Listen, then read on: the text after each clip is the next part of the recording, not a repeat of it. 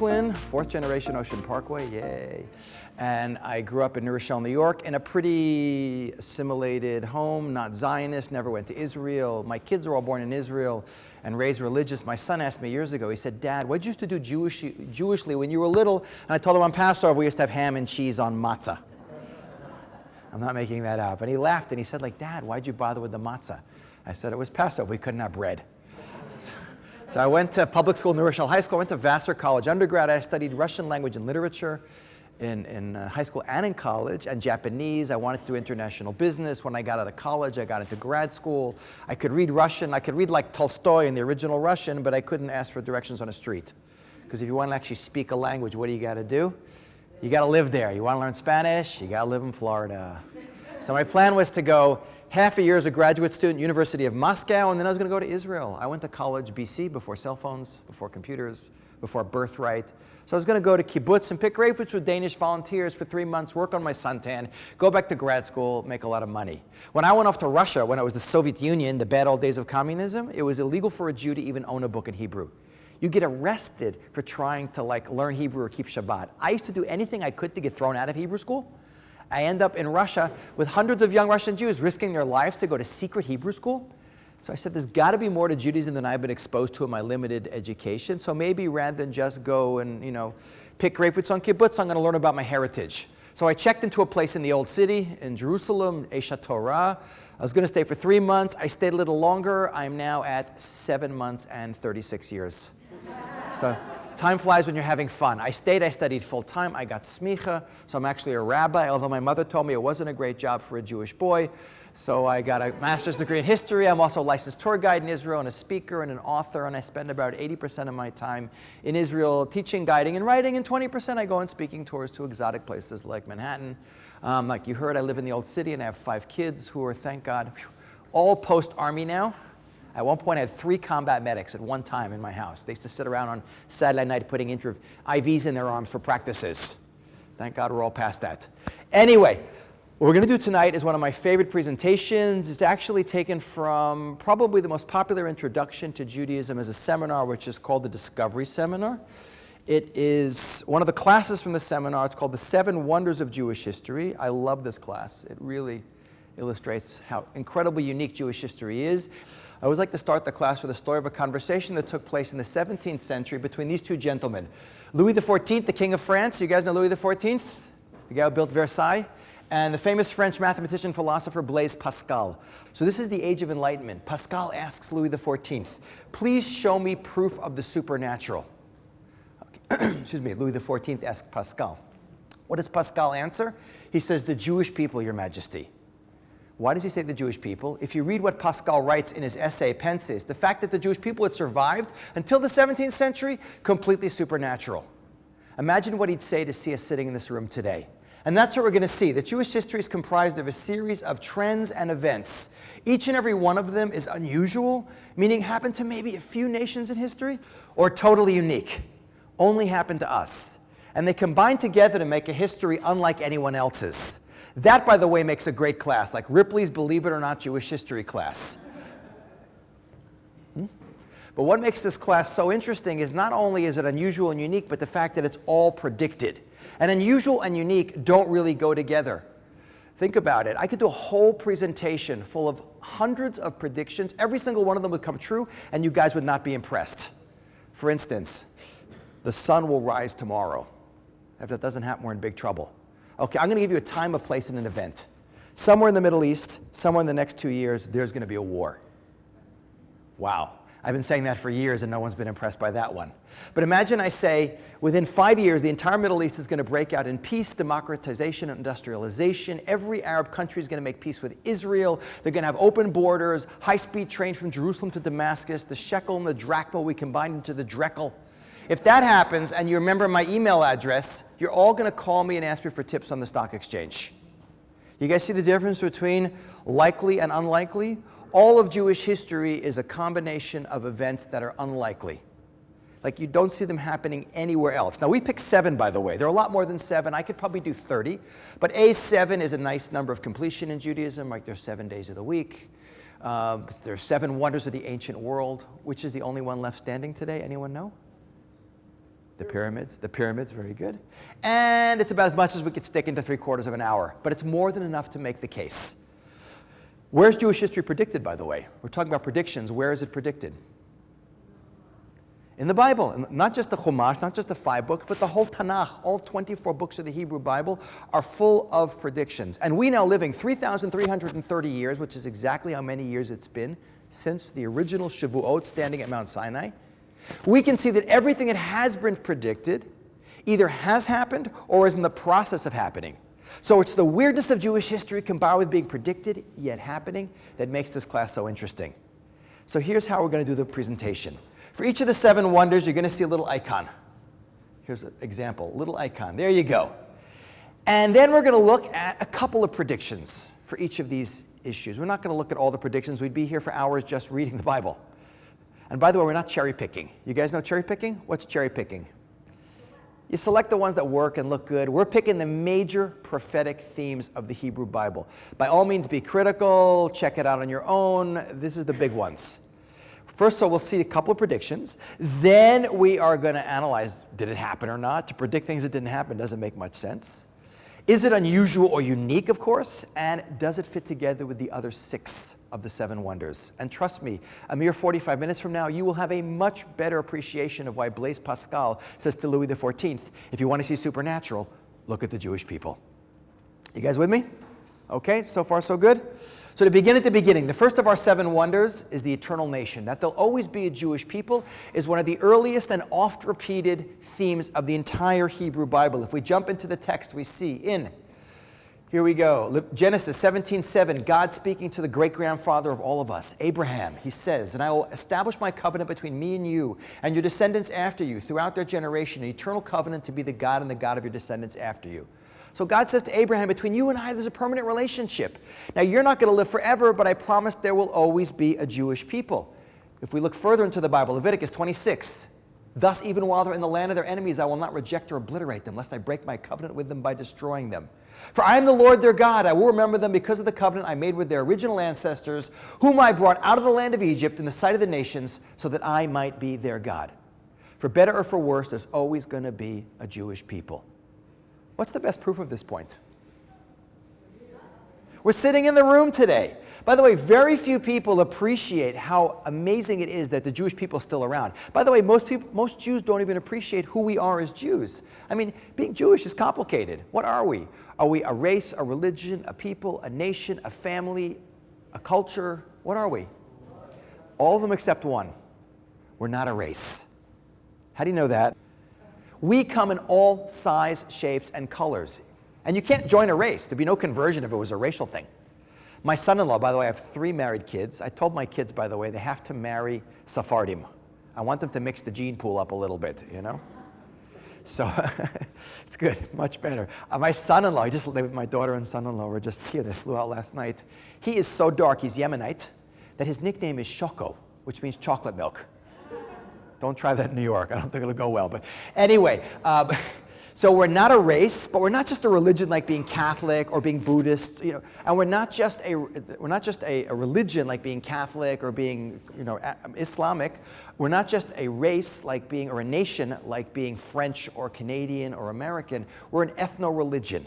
We are a religion and a people. And not only are we a people, but one of the oldest surviving people or nations on the planet Earth. If you look in the Bible or you look in history books, you see there's a lot of ancient people mentioned in history books in the Bible. Like, where are all these people today? They're gone. If you want to meet them, where do you have to go? A museum. To find people as old as us, it's much easier if you go to Asia. Reminds me of that joke of the Chinese guy talking to the Jewish guy about whose civilization is older. And the Chinese guy says, Chinese civilization is 3,000 years old. And the Jewish guy says, yeah, but us, we're 4,000 years old. And the Chinese guy says, like, no way. Where'd you people eat for the first 1,000 years? Because we love Asian cooking more than I think Asian people love Asian cooking. Anyway, we may not appreciate how amazing it is that we've been around and how we've outsurvived so many people, but a lot of famous non-Jews have. Here's a great example. Famous American author from the 19th century, Mark Twain, whose real name is Samuel Clemens. Not only is he a famous author of like Huckleberry Finn and Tom Sawyer, he also has 7 patents for Suspenders. Suspenders. Now they're going to ask, what did you learn last night? Mark Twain has 7 patents for suspenders. Anyway, what does Mark Twain say about the Jewish people? He says, the Egyptian, the Babylonian, the Persian rose, filled the planet with sound and splendor, then faded to dream stuff and passed away. The Greek and Roman followed and made a vast noise, and they're gone. Other people have sprung up and held their torch high for a time, but it burned out and they sit in twilight now or have vanished. The Jews saw them all, beat them all, and is now what he always was, exhibiting no decadence, no infirmities of age, no weakening of his parts, no slowing of his energies, no dulling of his alert and aggressive mind. All things are mortal but the Jew, all other forces pass, but he remains. What is the secret of his immortality? Like that Timex watch commercial from a long time ago. We take a licking, but we keep on ticking. We have outlasted virtually everyone. And it's not just Mark Twain. Famous Russian author Lev Nikolaevich Tolstoy. By the way, that Mark Twain point was so important. I made a t-shirt about it. I got to show you my t-shirt. A couple of years ago, I figured, no clothing line, no one's going to take me seriously. So here's the t-shirt. They sell this in a lot of souvenir stores in Israel. It says, civilizations, nations, and empires that have tried to destroy the Jewish people and their status today. Whoop. Ancient Egypt, gone. Philistines, gone. Assyrian, Babylonian, Persian, Greek, Roman, Byzantine empires, gone, gone, gone, gone, gone. Crusaders, gone. Spanish Empire, gone. Nazi Germany, gone. Soviet Union, gone. Iran with 3 question marks. Then it says, the Jewish people, the smallest of nations, but with a friend in the highest of places, so be nice. What do you think? 1 for every member of the General Assembly and 2 for the president of Iran? By the way, it's funny, a lot of Jews are afraid to wear this shirt. Like, I can't wear it, don't kill me. I said, who? A Babylonian? He's gone. Just don't wear it in Iran, you're fine. You know who buys and wears all these shirts? Evangelical Christians. They're always going on my website and Facebook, Rabbi Spiro, I live in Yazoo, Mississippi, and I'll wear your t-shirt to my church because God loves the Jewish people. Anyway, they get the point. What's written in the book is what happens. What is Tolstoy, famous Russian author of great works of literature like War and Peace? Doesn't he look like a rabbi, by the way?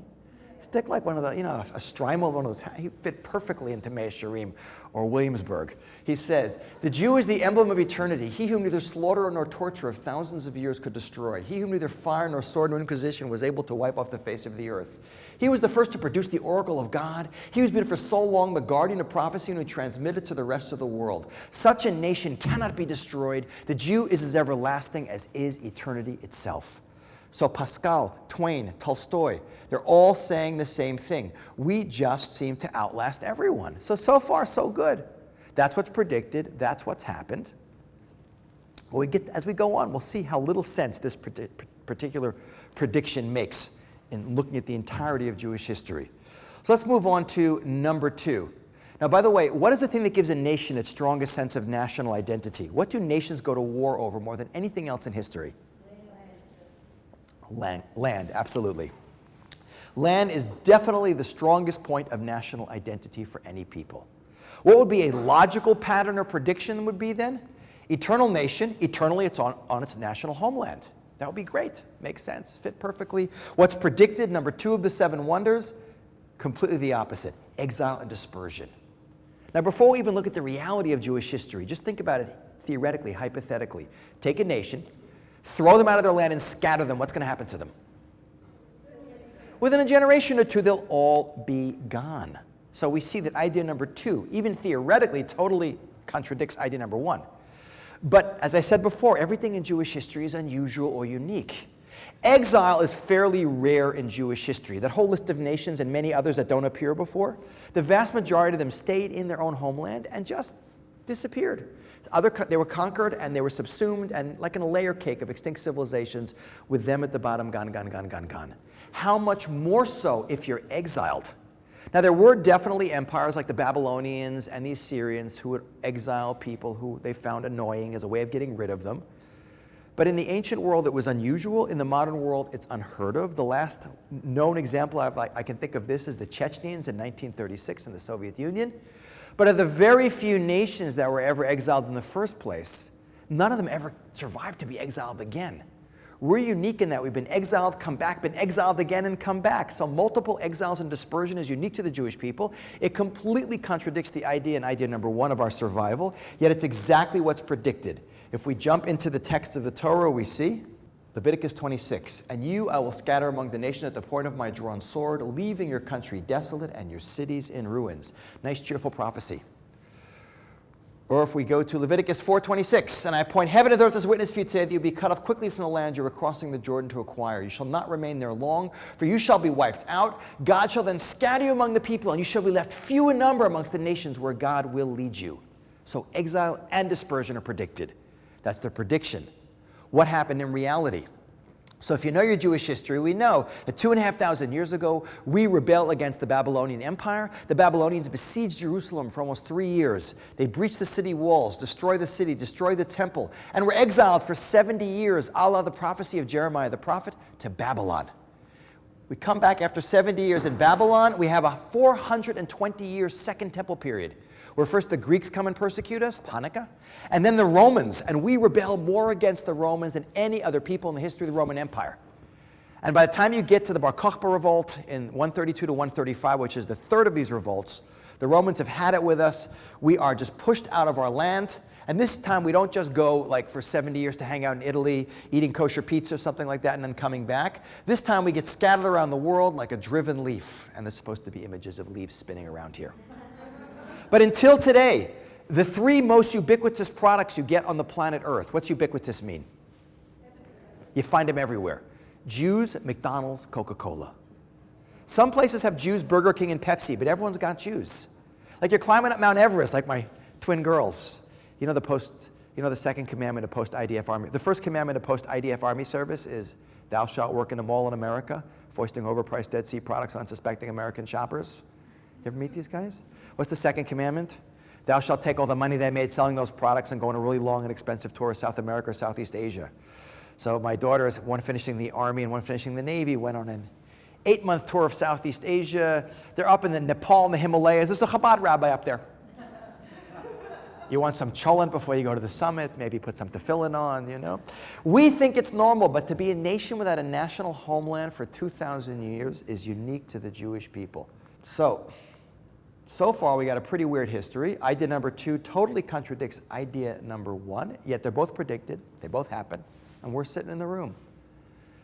I'm sure you guys know, or a lot of you know, that throughout, there's 613 commandments, right? And they're scattered throughout the Torah. Some Torah portions have lots of commandments, some have none.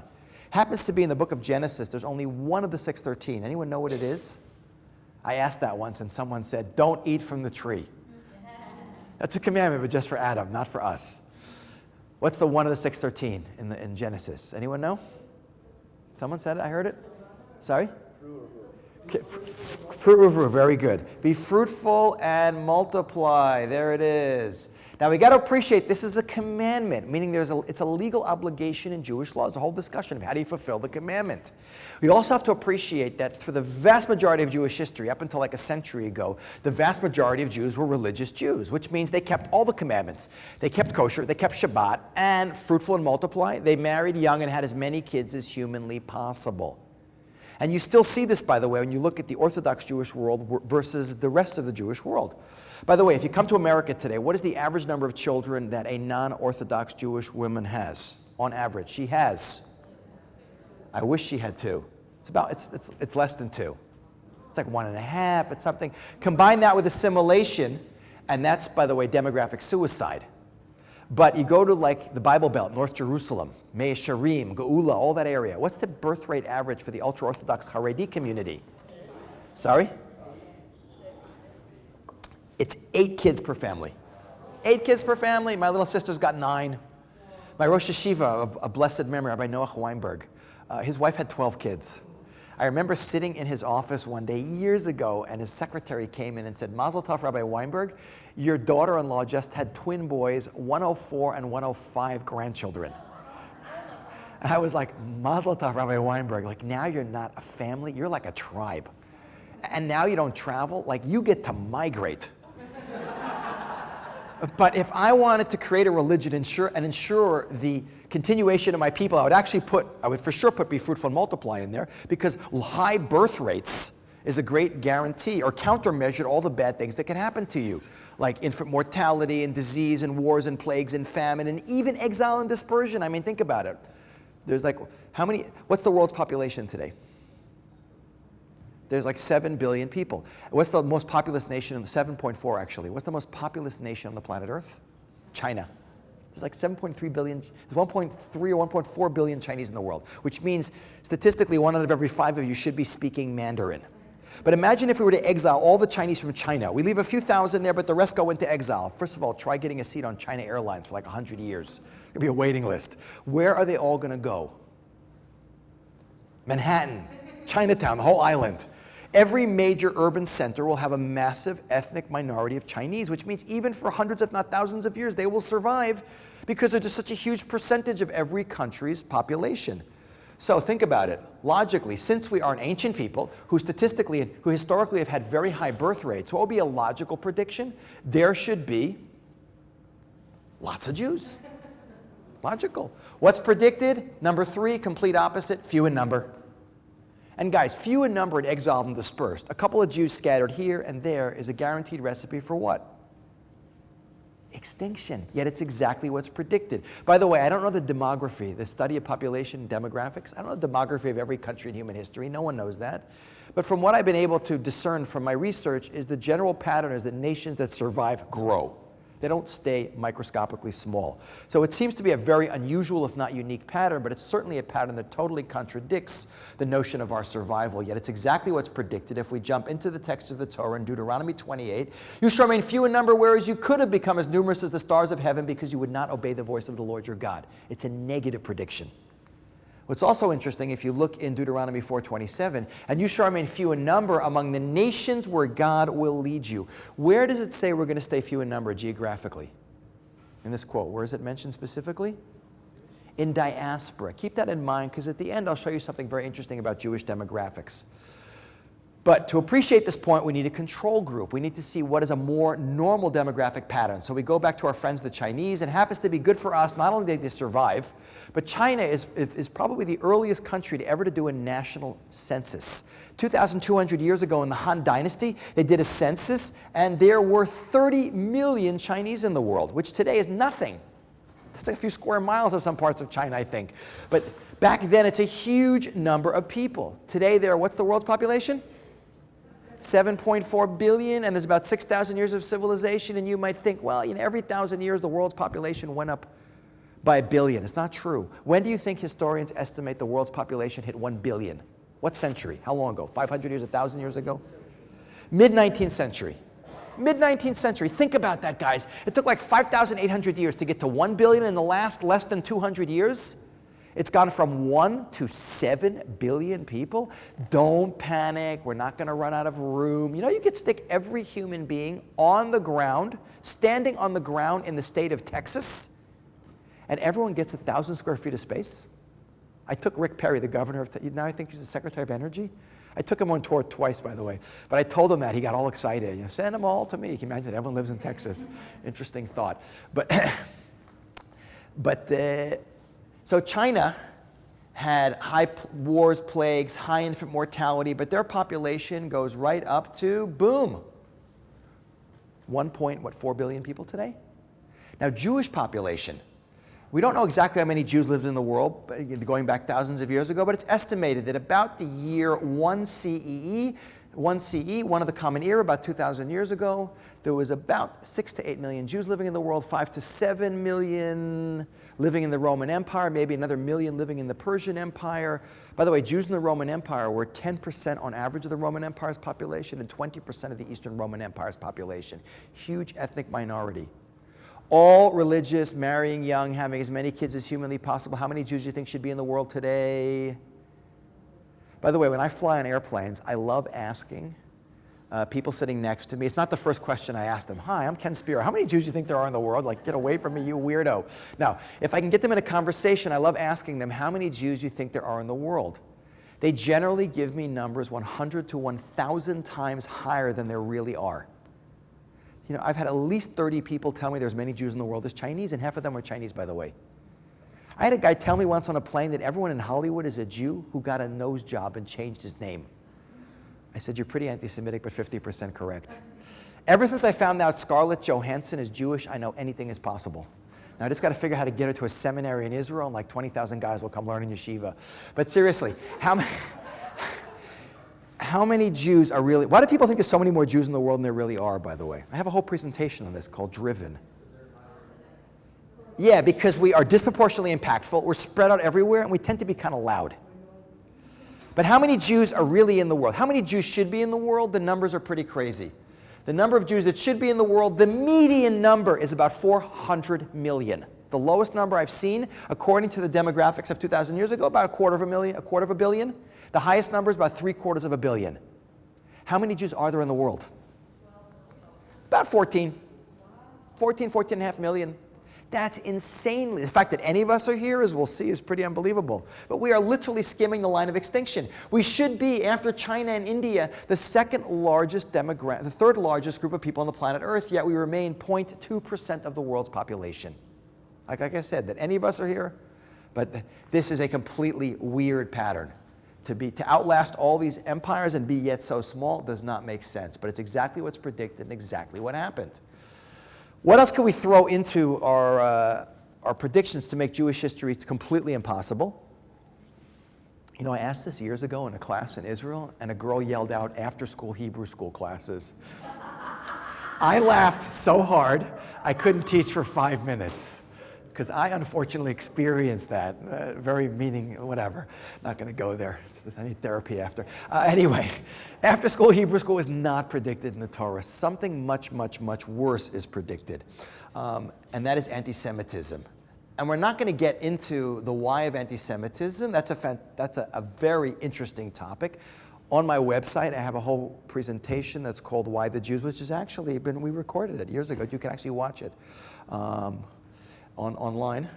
And it goes into the much deeper understanding of anti-Semitism, what causes it, but in the context of this class, it makes no sense whatsoever.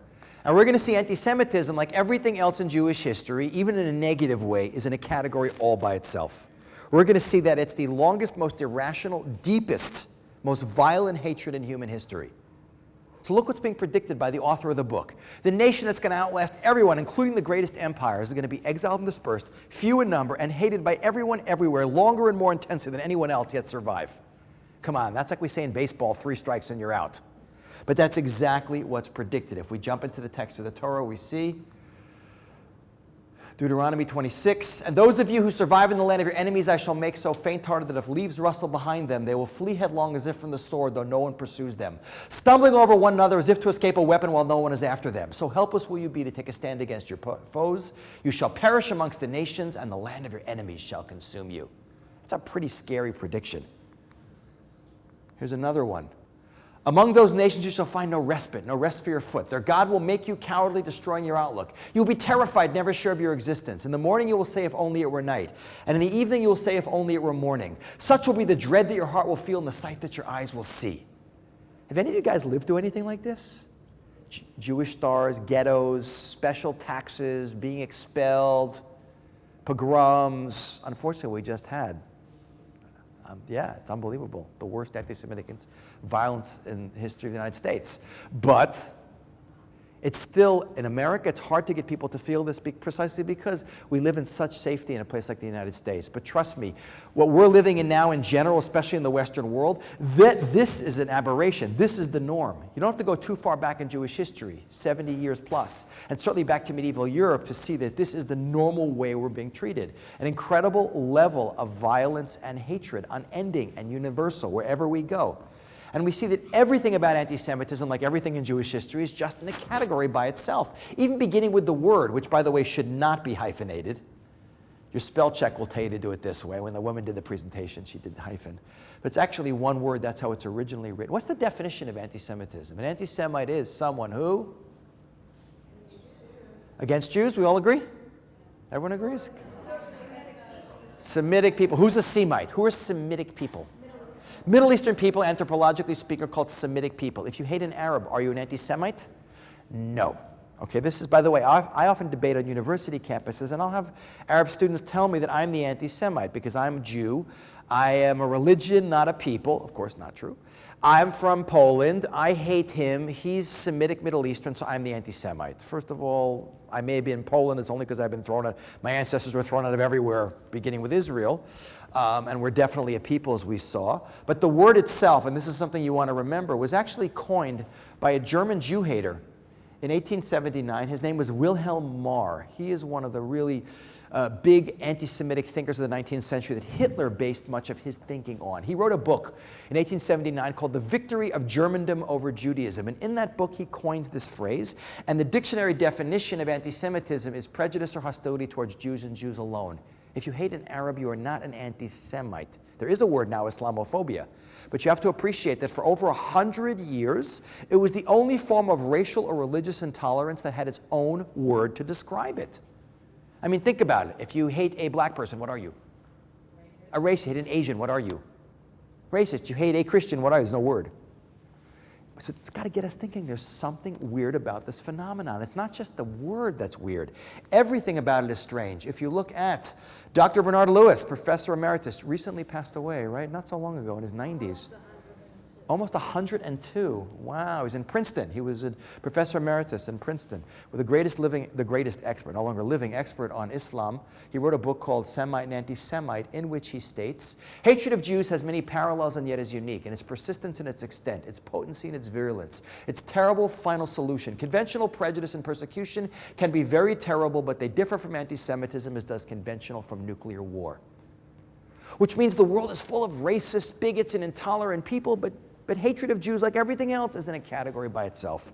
Look what Dennis Prager and Joseph Telushkin write in their excellent book, Why the Jews? This is my personal #1 book, if you want it, for understanding anti-Semitism. They write, hatred of Jews is humanity's greatest hatred, while hatred of other groups has always existed. No hatred has been as universal, as deep, or as permanent. And what sets anti-Semitism apart is really 4 categories: universality, intensity, longevity, irrationality. Let me just touch on each of them for just a minute. Universality. Unlike other hatreds, hatred of us is not linked to our relationship with one race, one people, one nation, one religion. Wherever we have gone in any significant numbers, anti-Semitism has followed us. It's the most universal hatred in the world. Number 2 that sets it apart is the intensity. The dictionary definition of anti-Semitism might be prejudice or hostility towards Jews, but it's much worse than that. If the worst thing that ever happened to us was we couldn't get into a country club, remember Groucho Marx said many, many years ago, I wouldn't want to be the member of a country club that would have me as a member. If that's all anti-Semitism is, no big deal. But it's one unendingly long list of persecution, expulsion, humiliation, punitive taxation, rape, pillage, beating, ghettoization, up to what's the worst thing you can do to a people you hate? Kill them. What do you call killing a nation? Genocide. Who invented the word? A Polish Jewish refugee in 1944. His name is Dr. Raphael Lemkin. He's the father of the idea of crimes against humanity, by the way. Fleeing from Poland to England during the war, he says there's a crime happening in Europe. There's no word to describe it. The word genocide is invented. Even that word had to be invented to describe the unique intensity of anti-Semitism. The third thing that sets it apart is the longevity. We have been around a very long time, and anti-Semitism is as old as the Jewish people itself. I can show it to you all the way back in the book of Genesis.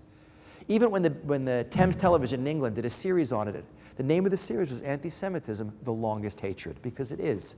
And last but not least, what sets anti-Semitism apart is the irrationality. The reason why Jews are hated. I mean, think about it. Ask a bunch of white supremacists to put on a whiteboard, they never use a blackboard, like why they dislike black people. They'll put 10 or 12 stereotype horrible things black people supposedly do. But ask a bunch of Jew haters why they hate Jews. They'll fill up 15 boards. We hate Jews because they're capitalist, communist, warlike, passive, different, the same, strong, weak, rich, poor, dominant, lazy, servile, aggressive. What's weird about the list? Sorry? A, it doesn't end, and B, it contradicts itself. Michael Curtis at Rutgers, he said it beautifully. He said, anything and everything is a reason to hate the Jew. Whatever you hate, the Jew is that. Like whatever you hate, the Jew is that? That's kind of weird. But you put it all together and you have, we didn't get to the reason, we don't have time to do it in this class, but you certainly have an incredibly dangerous universal hatred. And combined with exile and dispersion and few in number, that is definitely 3 strikes and you're out. There's no way people should survive that. If they're all predicted, they're unusual, they've all happened, and we're still sitting in the room. What would you expect to see from a nation that's gone through such a history? Gone. But in contradiction to all logic, the author is not only going to have us survive, which is wild enough all by itself, he's going to have us be a light to nations. Now, if I'm an expert on any topic, you guys know the definition of an expert? Someone knows more and more about less and less till eventually knows everything about nothing. If I'm an expert on any topic, it's this topic. The first book I wrote, I have a copy of it here. This is actually my master's thesis, lest you think you can never monetize your education. WorldPerfect, the ultimate Jewish pride book, is on the impact of monotheism on morality. I have a whole presentation you can also watch on my website on that. We don't have time to go into it in detail. But in the context of this class, this point makes 0 sense. But first, let's see what light to nations means, and then we'll see why it makes no sense that it should be here at all. So in Genesis 12, God's speaking to Abraham, the proto-Jew, our great-grandfather. He says, "And I will make you into a great nation. I'll bless you and make your name great. You will become a blessing, and I will bless those who bless you and curse those who curse you. Through you, all the communities of the earth shall be blessed." By the way, this particular line right here, "I'll bless those who bless you and curse those who curse you," which group of people in the world today is the most supportive of the Jewish people? Yeah, evangelical Christian community. There's tens of millions of them. And I do a lot of work with them, and you should appreciate the number one reason why they support Israel is those sentences right there. They take the Bible very seriously, and they truly believe God is going to treat them or judge them by how they treat us. And for heaven's sake, don't tell them otherwise, because God knows we have few enough friends in this world. But what does this mean? Through you, all the communities of the earth shall be blessed. It's kind of vague. So if we jump into the book of Isaiah, Isaiah says, "I, the Lord, have called you in righteousness, and I will hold your hand and keep you, and I will establish you as a covenant of the people for a light to the nations." That's where the term comes from, La'or Goyim. But what does that actually mean, La'or Goyim? So if we go to Isaiah chapter 60, "For behold, darkness shall cover the earth, and a thick darkness the nations. But God will shine upon you. Nations shall then go by your light, and kings by your radiant illumination." Nations and kings are going to follow the Jewish people. Isn't that beautiful? Like, time out. Are we in the same universe here? Think about it logically. You want to be like people you like or people you dislike? Who are your role models? Like, people you like. Little Jewish kids don't come home and say, "Daddy, when I grow up, I want to be like Adolf Hitler and Saddam Hussein." Come on, give me a break. Okay. I mean, think about it. What's the image of the Jew in the collective conscience of the non-Jewish world throughout history? Is it positive or negative? Incredibly negative. So much so that in medieval Europe, the Jew and the devil are the same thing. Okay. But there have been people who have been disliked but very impactful. I'll give you a couple of names. I know you heard of them. The Greeks and the Romans. You know, today we talk about the Greeks, the Romans, so on. Trust me, when you heard that Caesar or Alexander the Great was coming to your town thousands of years ago, you were not excited. Unless you're already part of the empire, obviously. How were these people so impactful? What's the most famous military dispatch probably in all of human history? It's actually from Julius Caesar, writing from Gaul, which is today France, over 2,000 years ago. Weni, witty, wiki, which translates to, "I came, I saw, I conquered." Empire. Travel to exotic places, conquer them, and force your values, your roads, your clothing, your taxes, your laws, your culture down people's throats. But that's Greece and Rome. It's not the Jewish people. Empires? The only Jewish empire in history has been Hollywood. A complete creation of Jews and absolutely not a source of Jewish values. We've been exiled and dispersed at everyone else's mercy. Yet arguably, despite the fact that we're in no position to force anyone, and we've been incredibly hated throughout history, we, the teeny tiny Jewish people, have had a far bigger impact on humanity than the greatest civilizations and empires. And besides obvious great Jewish contributions to civilization like gilt bagels, junk bonds, leverage buyouts, Einstein, Marx, Freud, 23% of all the Nobel Prizes since 1900, 24% of the Fields Medals in mathematics, 25% of the Forbes list of the wealthiest people on the planet Earth, what is the greatest Jewish contribution to civilization? What's the light we've been to nations? Sorry? Even more than the Torah. One God, brought to you by the Jewish people. One God and one absolute standard of morality. Call it ethical monotheism, whatever you like, but there's no question that hands down this has been, in terms of spirituality, morality, values, ethics, the most transformative idea in all of human history. Now again, we don't have time to go into detail, but I want to share with you at least one person who definitely appreciates the impact of Judaism on values. John Adams, one of the founding fathers, second president of the United States.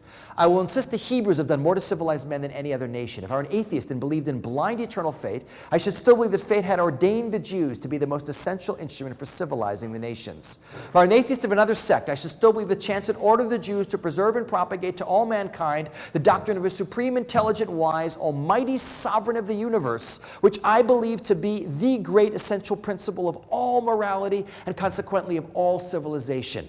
They are the most glorious nation that ever inhabited this earth. The Romans and their empire are but a bubble in comparison to the Jews. They have given religion to 3/4 of the globe and have influenced the affairs of mankind more and more happily than any other nation, ancient or modern. And if he were running for president today, I would definitely be voting for him.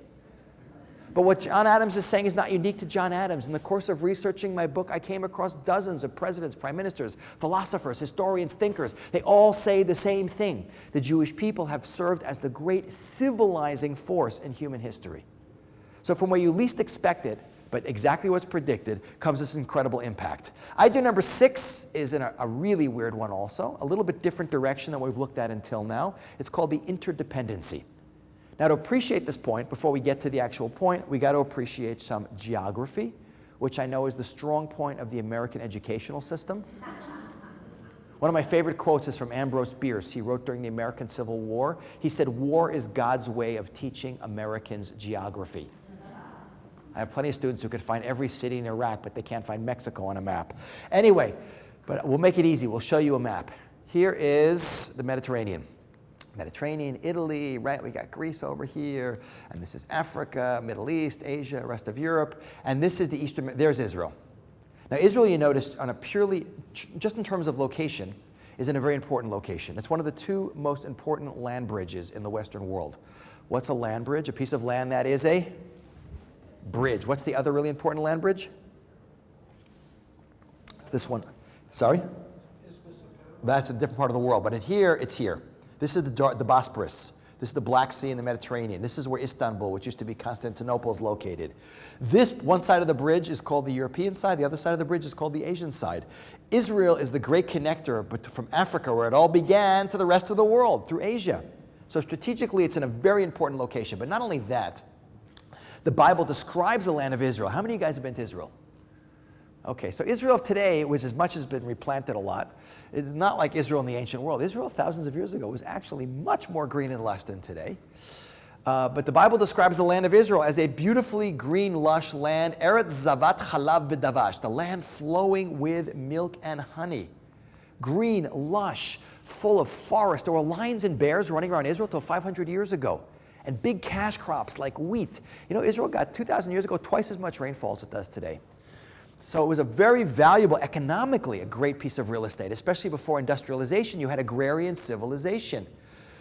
You guys know the Jewish historian Josephus, who gave us the great Masada suicide description that we all know if you visited Israel and went to Masada. He's known to be very accurate in his physical description of Israel. He writes, "For the whole area is excellent for crops and pasturing, and rich in trees of every kind, so that by its fertility it invites even those least inclined to work on the land. In fact, every inch of it has been cultivated by the inhabitants, and not a parcel goes to waste." So put it all together, the location of Israel and the agricultural productivity, and you have one really nice piece of land. So what are you, as Pharaoh, Caesar, Alexander, going to do as you're marching through the Mediterranean building your empire? You're going to come to the land of Israel, conquer it. What's going to happen to us, the indigenous? Killed, enslaved, expelled. It should have been bye-bye Jews, like I said, at the bottom of a layer cake of extinct civilizations, all who came and lived one on top of the other and subsumed the civilization below into theirs. And hello, all these other people. But the author says, you are a unique nation. You're going to outlast them all. And like we saw in Light to Nations, you have a unique mission. You know, I'm also a tour guide, and the way I explain our relationship between Israel and the land of Israel, the Jewish people in the land of Israel, and I learned this the hard way going on speaking tours, that every country in the world has like a different plug and a different voltage. And if you don't have the right adapter or the right plug, you're in big trouble. Like that one in England or South Africa, you need like a separate suitcase for it, so big. We're a very unique plug. We only plug into one kind of outlet to really work at maximum efficiency to achieve our mission in this world, and that is in the land of Israel. So what interdependency means is there's a unique interconnection between the Jewish people and the land of Israel. On a practical level, it means the land reacts differently for the Jewish people than for anyone else. Now think about it. Does that make any sense, guys? Does land have a consciousness? Does land know who lives on it? Of course not. But look what's predicted. Leviticus 26. So devastated will I leave the land that your enemies who live there will be astonished. Your land will remain desolate and your cities in ruins. The context of the quote is when we're exiled. This beautiful green land will become a desert wasteland. If we jump into Ezekiel, and I shall make the land a desolate waste so that its proud strength will cease. The mountains of Israel shall be desolate, no one will cross them. And this theme is repeated over and over again in the Bible. And if we look at one more graph for the day, we see, in fact, there is a direct connection between our presence in the land of Israel and the productivity and the greenness of the land of Israel. If we go from the 1st to the 5th century CE, from 2,000 to 1,500 years ago, the Jewish population will shrink from a massive population of maybe a couple of million people down to 95%, 99% plus driven out of the land and living in exile. If we look at what happens to the land, we see there's a direct correlation. The land slowly gets denuded of its cover, of its green, its foliage, which is greatly accelerated, by the way, during the Ottoman Turkish period from 1517 till 1917. The beautiful land of milk and honey is going to turn into, boom, a desert wasteland. Mark Twain, remember him? Who has 7 patents for? You see, y'all learned something. Mark Twain, when he came, he wrote a book called Innocents Abroad. Look at his description of the land of Israel going back a century and a half ago. We traverse some miles of desolate country whose soil is rich enough but is given wholly to weeds. A silent, mournful expanse. A desolation is here that not even imagination can grace with the pomp of life and action. We reached Tabor safely. That's Mount Tabor. We never saw a human being on the whole route. We pressed on toward the goal of our crusade, renowned Jerusalem. The further we went, the hotter the sun got, and the more rocky, bare, repulsive, and dreary the landscape became. There was hardly a tree or shrub anywhere. Even the olive and cactus, those fast friends of the worthless soil, had almost deserted the country. No landscape existed as more tiresome to the eye than that which bounds the approaches to Jerusalem. Jerusalem is mournful, dreary, and lifeless. I would not desire to live here. It is a hopeless, dreary, heartbroken land. Palestine sits in sackcloth and ashes. Whew. Very biblical language from Mark Twain, who's an agnostic. What's an agnostic, by the way? Someone who's not sure. Remember that joke, what does an agnostic, dyslexic, insomniac do? He stays up all night wondering whether there is or isn't a dog. No. Oh. Anyway, but it's very weird language, but he's hit the nail right on the head. The land is in mourning for what? The loss of her children, the Jewish people. Like a mother and her children. And when the kids are home, mommy's happy. When they're gone, they're depressed. By the way, this is really, really weird. Land has no idea who's living on it. But it's also a huge blessing in disguise. Let me give you another example. Go to North America. There should be Canada in there also. 400 years ago in North America, who is living in North America before the white people show up? Native Americans. How many Native Americans live in all of North America? We don't even know. 750,000 to maybe 2.5 million. There are more people living in Manhattan today than probably all of North America 400 years ago. And they're Stone Age. No metal culture, mostly nomadic, small population. How much damage can you do to the environment? But in comes the white people, obliterates the indigenous population, exiles the survivors to reservations, cuts down the trees, builds the railroads, builds cities, pollutes like crazy. Does America turn into a desert wasteland because the indigenous population has been like exiled? The British would say, culturally, absolutely. American culture is an oxymoron. What's an oxymoron, by the way? Two words that don't go together, like jumbo shrimp, military intelligence, pretty ugly. The British would say, oxymoron, American history. And I would say, yeah, like British cooking. And then don't get dinner for. Anyway, but it's a huge blessing in disguise. Why do I say it's a huge blessing in disguise? Fast forward to 2018. What chance do the few surviving Native Americans have of getting any part of the US or Canada back and getting a separate country? Zero chance. What chance would we, the Jewish people, having come from what is the most valuable piece of real estate in the ancient world, strategically and economically, multiple exiles and dispersion, losing our land for literally thousands of years, then coming back thousands of years later and finding what was this amazing piece of real estate with a high population sitting completely undeveloped with a population that was shrinking, by the way. In the late 19th century, there were all of 440,000 people in the whole land of Israel, and the population was going down. Jerusalem has twice that size population today. Desolate wasteland sitting there, unbelievable, huge blessing in disguise. But that brings us to number 7 of our 7 wonders, which is the one I like the most. because it's the happy one you can see happening before your eyes every day when you land in Ben Gurion Airport, which is the return of the Jewish people to the land of Israel, which is a singular event in human history. No nation ever went through a history like this. Exile, dispersion, the most intense, unending hatred, then came back thousands of years later and reestablished its presence in its original homeland. Yet this is predicted over and over again throughout the text of the Torah. If we jump into Deuteronomy 30, and the Lord your God shall return you from captivity and have compassion upon you. He shall return and gather you from among all the nations. And the Lord your God will bring you into the land your fathers inherited. You will acquire it, and he will make you even more prosperous and numerous than your fathers. Or if we jump down to Jeremiah 31.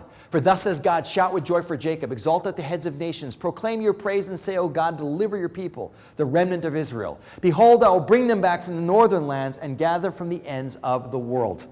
And that's exactly what we see happening, especially if you go to Ben Gurion Airport on a day when a Nefesh B'Nefesh flight is landing. You guys know Nefesh B'Nefesh? Nefesh B'Nefesh is the organization that they've outsourced Aliyah to, that they bring in one day in the summer, like whole 747s full of new immigrants. And you go to the airport, to the old terminal. You guys remember the old terminal? Where people are, you have to go on the buses out to the planes. They bring them there so they can get off the plane and touch the ground and kiss it, and you sing and you dance. But we don't appreciate how amazing this all is. Think about it. Just 118 years ago, like the year 1900, what percentage of the Jews in the world were living in the land of Israel? You could cheat and look, it's right up there. 0.5%. What percentage of Jews are living, of the world's Jewry is living in the land of Israel today? It's about 48%. That's unbelievable. We talked about, remember it said, you shall remain few in number amongst the nations where God will lead you? Here's a really cool piece of demographic information. Since the end of the Holocaust, the world's population has gone up by about 350%, like 3.5 times. The Jewish population, since the end of the Holocaust, there was only 11 million Jews estimated left after the Holocaust. And how many are there in the world today? Maybe 14 million, 15, whatever. If we just doubled, the world's population has gone up 3.5 times about. The Jewish population hasn't even come close to doubling. That's crazy. A few million more Jews in the world than 70 years ago. Yet, what has the Jewish population of Israel done? The world's population has gone up 350%. The Jewish population of Israel has gone up over 1,000%. The fastest growing population on the planet Earth are Jews in the land of Israel. It's an unbelievable statistic. There are now more Jews living in Israel than any time in history numerically, and given current trend of disappearing diaspora Jew and rising Israel's population within a few years, for the first time in 2,500 years, the majority of Jews will be back in the land of Israel. That is unbelievable.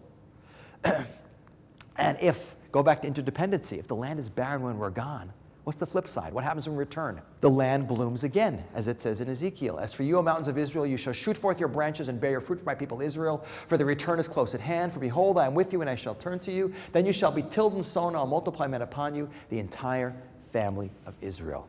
We don't appreciate how amazing it is, but think about it, guys. When did the Holocaust end? What year? 45. When did Israel become a state? 3 years later, 1948. A mere 3 years after 70% of European Jewry was slaughtered in what is exponentially the greatest slaughter of any people in modern history, the remnant trickled back to a piece of desert real estate occupied by the British, who were trying to keep us out, with no development, third world country with no natural resources. Like Golda Meir once said, it's not fair. God makes us wander in the desert for 40 years and then brings us to the only place in the Middle East with no oil. And of course, in a constant state of warfare, terrorism, economic blockade, a country that had to absorb, as a third world country, massive immigrant population. In the first 6 years of Israel's statehood, the population doubles. It's unbelievable. And within a short period of time, what happens? The desert is blooming and exporting fruits and vegetables to the rest of the world. That Holland, the largest flower exporting nation in the world, imports flowers from Israel to export to third countries is pretty wild. That there's more scientific papers and more high-tech and startup per capita in Israel than anywhere else on the planet Earth. And outside Silicon Valley, there's more in Israel than anywhere else in the world, period. That after the US and China, Israel is the country that has the third most companies traded on the NASDAQ.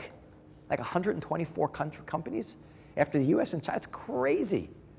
We don't, and in 1998, the IMF removed Israel from the list of developing nations and listed Israel as a fully developed first world nation, one of the top 50 highest standards of living on the planet Earth, and it's only gotten better since then. We don't appreciate how supernatural it is. But think about it. I usually teach this class sitting in Jerusalem, like in the AISH HaToarah building, a few hundred feet from the Western Wall. You guys, almost all of you have been to Israel several times. We don't appreciate how amazing it all is. But what would our great-great-great-great-grandparents give to be able to do something like that? To be in Israel, reborn again, a Jewish state with almost half the Jews living in it, Jerusalem reunified. We don't appreciate how supernatural it is. Because when supernatural and weird happens to you every day, what does it become? Normal. You know who summed up this class better than anyone else? In my opinion, it wasn't the Talmud, it wasn't a big rabbi, it was the first prime minister of Israel, who was? David Ben-Gurion, whose real name is David Green from Plunsk, Poland. Now, he may not have been religious in any traditional sense, but boy did he know his Bible and boy did he know his Jewish history. Ben-Gurion said, a Jew who doesn't believe in miracles is not a realist. But how can you say that? Look at Jewish history. It's combined of a series of trends and events. Each and every one of them is unusual or unique. We pick 7. There's a lot more. I could do at least 20 more of these. They combine together to make a history unlike anyone else's. Guys, no Las Vegas odds maker or bookie would give you 1,000,000 to 1 odds of this history actually happening. Yet we sitting in this room today, 3,330 years after Mount Sinai, can see that everything predicted in the Torah, no matter how weird it sounds, either has come true or is in the process of coming true. Certainly what it shows me is that history acts as incredible outside verification for the Bible. That which is printed in the book, no matter how weird it sounds, is that which happens. And on a higher level, it shows me personally that the hand that wrote that book is not only the hand that controls Jewish history, but the hand that controls all of human history. And thank you very much.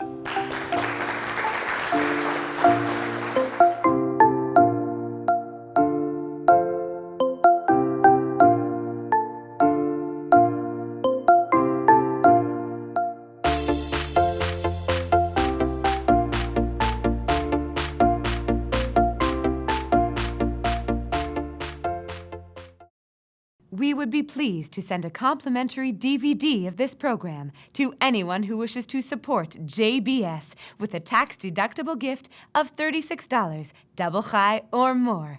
Simply visit the JBS website at jbstv.org and click on the Donate button to make a donation by PayPal or your credit card. And please indicate the program for which you would like a DVD. Or you can send your tax-deductible check to JBS, P.O. Box 180, Riverdale Station, Bronx, New York, 10471. And again, please remember to indicate which program you would like to receive with our compliments. And we thank you for your kind support.